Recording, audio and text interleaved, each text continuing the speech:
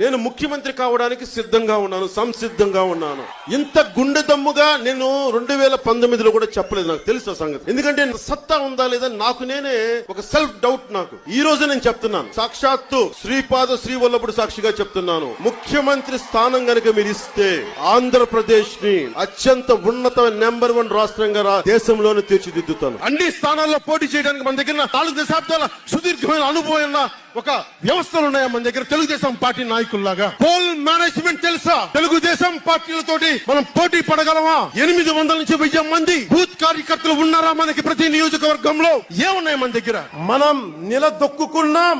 మనం నిలదొక్కుకోవటమే కాకుండా 4 దశాబ్దాల టీడీపీ పార్టీని కూడా నిలబెట్టాం. గౌరవ ముఖ్యమంత్రి శ్రీ నారా చంద్రబాబు నాయుడు గారికి మద్దతు ఇచ్చాను 2014 నుంచి. అంటే మన దగ్గర సత్తా లేనప్పుడు అది ఓట్లు చీలకుండా అది ఇస్తే అది ప్రజలకి బలం అవుద్దని 2014 నుంచి నేను అదే పని